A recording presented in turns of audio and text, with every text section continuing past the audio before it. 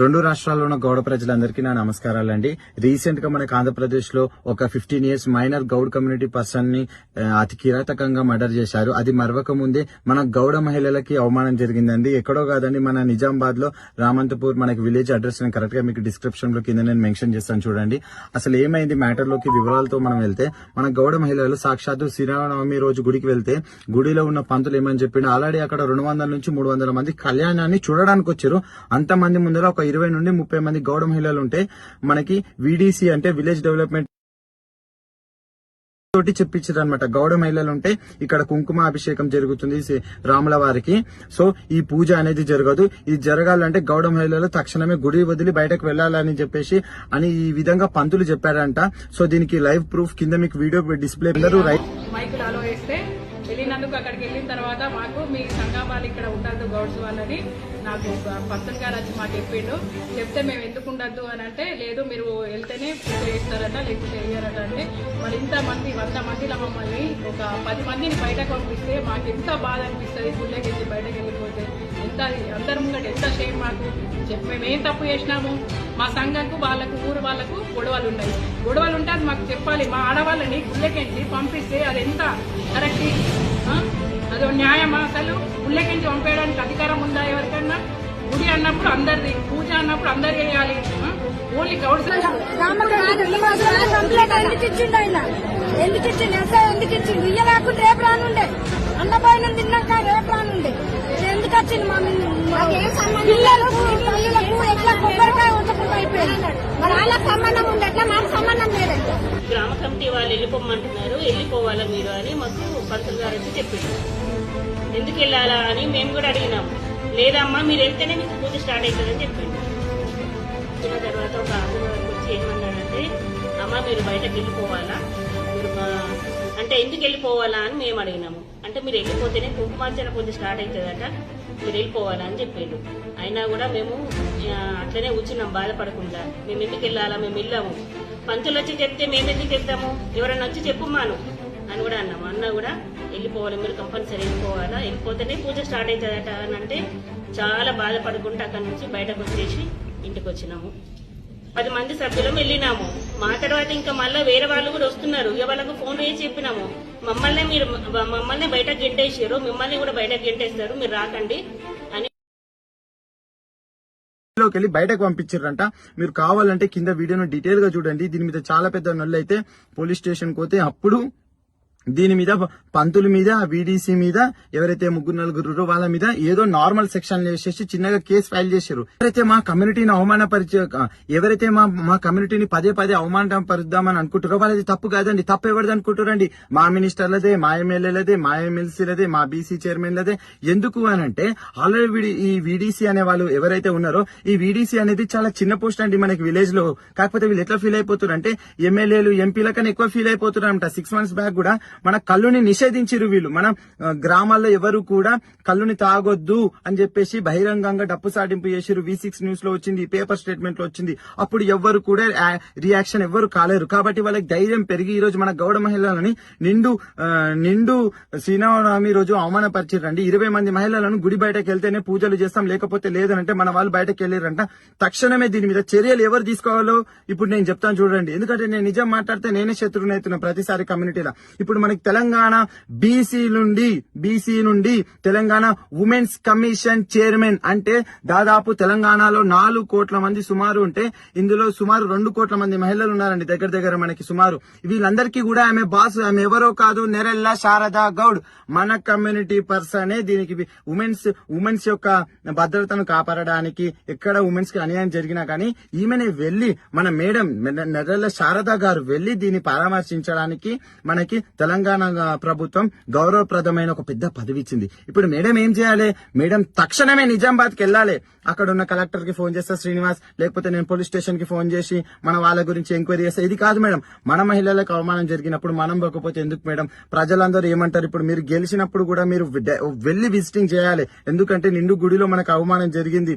6 months back కళ్ళుని నిషేధిస్తామని చెప్పిర్రు, దాన్ని అలాగే కొనసాగిస్తారు. తక్షణం దీని మీద మీరు చర్యలు తీసుకోవాలి. వీళ్ళ కమిషన్ చైర్మన్ వాళ్ళ కూతురు నెరెల్ల శ్రేయ గారు కూడా మేము 1 year బ్యాక్ డిస్కస్ చేసినామండి. మేము కళ్ళు నుండి వచ్చే పదార్థాలను విటమిన్స్ మినరల్స్ ని కొన్ని సపరేట్ చేసేసి దాన్ని బెల్లంగా మార్చి దుబాయ్ కి ఇంపోర్ట్స్ అండ్ ఎక్స్పోర్ట్స్ అనేది కూడా చేయాలి. మన కళ్ళులో ఇంత గొప్పతనం ఉంది శ్రీనివాస్, దీన్ని మనం కలిసి వర్క్ చేద్దామని 1 year బ్యాక్ చెప్పింది. నేను అప్పుడు డ్యూ టు సమ్ రీజన్స్ మేము మధ్యలో మాట్లాడుకోలేము. కానీ ఈ రోజు తీరా చూస్తే వాళ్ళ mummy Telangana women's commission chairman అయింది. నెరెల్ల శ్రేయకు కూడా నేను మెసేజ్ పెట్టినా, ఆమె కూడా రెస్పాండ్ అయితే she also very good one అనమాట. సో ఇప్పుడు నేను మీకు చెప్పొచ్చేది ఏంటంటే, మన కమ్యూనిటీలో ఇంత జరుగుతున్నప్పుడు తక్షణమే స్పందించాలి. లేకపోతే ప్రజలు ఏమనుకుంటారంటే రాబోయే తరాల్లో పదవుల కోసమే బీసీ అనే పేరు వాడుకుంటారు అనే పేరును మనం తెచ్చుకోవద్దు. ఇలాంటి సిచ్యువేషన్ ఇంకొకరికి మనం చేసిన పనులు రెండే ఉన్నాయి మేడం.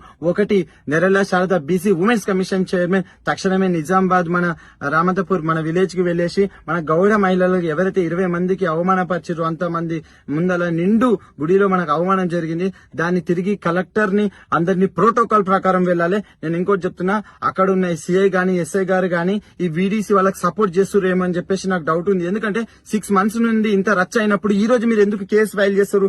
6 months బ్యాకే మా వాళ్ళు మీకు రిపోర్ట్ ఇచ్చారు కదా. నార్మల్ గా అయితే మీకు తెలుసు కదా విలేజ్ లో ఇంత జరుగుతుందని. 6 months నుండి వాళ్ళని ఎన్కేసుకు వచ్చి ఈ రోజు ఉమెన్స్ ది నొల్లైతుందని చెప్పేసి నామకే వస్తే ఒక 3 మీద కేసులు వేసారు, 19 మీద ఒక చిన్న కేసు వేసారు. కానీ అంటే మేము వచ్చి గలం విప్పితే తప్ప గానీ మీరు కేసులు బుక్ చేయరా? అవునా కదా? ప్రశ్నించే వారిని ఎప్పటికప్పుడు అనగదొక్కడానికి చూస్తున్నారండి. నేను చెప్తున్నాను, నా మీద కూడా చాలా ప్లాన్ చేశారు. కాకపోతే మనం కొంచెం ఆచితూచి మాట్లాడతాం ఎక్కడ కూడా, కాబట్టి మనం కొన్ని వాటిలో మనం తప్పించుకున్నాము. ఓకే, ఇంతసేపు ఓపికగా వీడియో విన్నందుకు ధన్యవాదములని. ఇంతసేపు మీరు ఓపికగా వీడియో చూసినందుకు ధన్యవాదాలు. కుదిరితే ఒక 3 షేర్ చేయండి. ఇన్సిడెంట్ కూడా 10 మందికి రీచ్ కావాలి కదా. ఓకేనా? భారత్ మాతకి జై హింద్ అండి. నేను మాట్లాడిన దాంట్లో ఏదైనా తప్పులు ఉంటే ప్రజలను క్షమించగలరని నేను కోరుకుంటున్నాను. భారత్ మాతకి జై హింద్ అండి. స్పందించాలి, మినిస్టర్లు స్పందించాలి. అరే ఇంత పెద్ద ఇన్సిడెంట్లు అయినప్పుడు కూడా మీరు స్పందించకపోతే ఏమైతుందని అంటే మాకేం చెడ్డ పేరు కాదండి. ఎందుకంటే బీసీ కోటాలో కులం సర్టిఫికేట్ యూజ్ చేసుకుని బీసీబీ నేను గౌడుని అని చెప్పేసి బీసీ రిజర్వేషన్ కోటాలో ఎమ్మెల్యేలు అయ్యారు, మినిస్టర్లు అయ్యారు, ఎమ్మెల్సీలు అయ్యారు, బీసీ కార్పొరేషన్ చైర్మన్లు అయ్యారు. సో కొంచెమైనా మనం కృతజ్ఞతను చూపించుకోవాల్సి వస్తుందండి.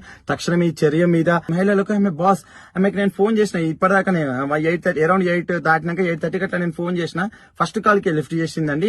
చేసి నేను మీటింగ్ లో ఉన్న శ్రీనివాస్ అనేది, తర్వాత నేను 9 కి చేసినప్పుడు లిఫ్ట్ చేయలేదు. ఇక నైట్ టైం ఎందుకు చేయాలని నేను చేయలేను. మధ్యస్థంగా దీన్ని మనము పరిష్కరించుకోవాలని చెప్పేసి నేను విజ్ఞప్తి చేస్తున్నాను మేడం. ఇప్పుడు నేను విజ్ఞప్తి మాత్రమే చేస్తున్నాను madam. Madam good evening madam, నేను శ్రీనివాస్ గౌడ్ మాట్లాడుతున్నాను. అయితే మేడం నాకు ఈవినింగ్ నేను 8:30కి అరౌండ్ 8:30కి మీకు కాల్ చేసిన మేడం ఒక ఇన్సిడెంట్ గురించి. అయితే ముందుగా ఏంటంటే మేడం, నేను మనము సంగారెడ్డి డిస్ట్రిక్ట్ నుండి సర్వే పప్పనకోట్ చారిటబుల్ ట్రస్ట్ నుండి నేను కాల్ చేస్తున్నాను మేడం. మనకు ఒక 1 lakh ఫాలోవర్స్ ఉంటారు అనమాట మనకి ఇన్స్టాగ్రామ్ లో. ఉంటే మెసేజ్ చేయండి. మీటింగ్ లో ఉన్నా నేను పదే మీరు మీటింగ్ చేస్తే. లేదు మేడం, అందుకని ఒకటేసారి రింగ్ ఇచ్చాను. నాకు 3 times వచ్చింది కాల్. 3 times లేకపోతే ఇంత రాత్రి నేను ఎందుకు కాల్ బ్యాక్ చేస్తా? అవునవును మేడం. అయితే ఏమైందంటే మేడం, మనకి ఇన్సిడెంట్ వచ్చేసి ఏమైందంటే, మనకి నిజామాబాద్ లో ఉంటే మెసేజ్ చేయండి. అందరిది వినాలి అంటే కష్టం కదా. ఇప్పుడు చూడండి,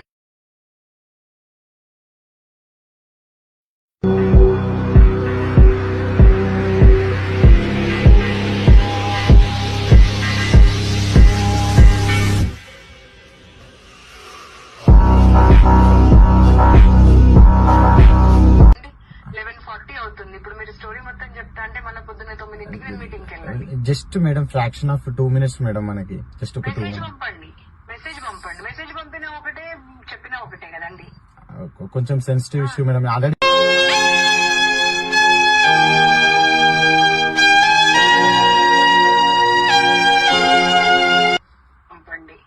అన్ని సెన్సిటివ్ ఇష్యూస్ ఉంటాయి. అంటే మన కమ్యూనిటీ పర్సన్స్ ని గుడిలో నుంచి ఇన్సల్ట్ చేశారు మేడం. నిజామాబాద్ లో ఇష్యూ అయింది ఇది చాలా, అందుకని చెప్దాం. కమిషన్ కి వెళ్ళండి, కమిషన్ కి రిపోర్టింగ్ చేయండి. Sure madam. Okay, done madam. Okay, thank you.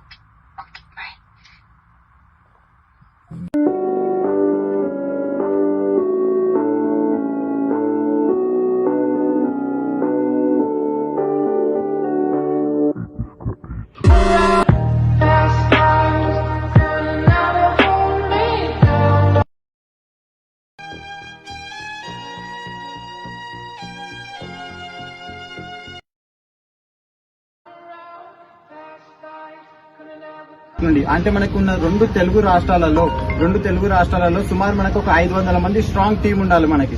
So ఈ మన ట్రస్ట్ అనేది కేవలం ఇది స్టేట్ లెవెల్ కాదండి, దీన్ని మనం టైర్ 1 సిటీస్ లాగా తెలంగాణలో లాంచ్ చేసాం, టైర్ 2 సిటీ ఆంధ్రప్రదేశ్, కర్ణాటక, మహారాష్ట్ర, గోవా, పనాజీ, ఈ విధంగా భారతదేశం మొత్తం కూడా మనం వ్యాపించబోతున్నాం.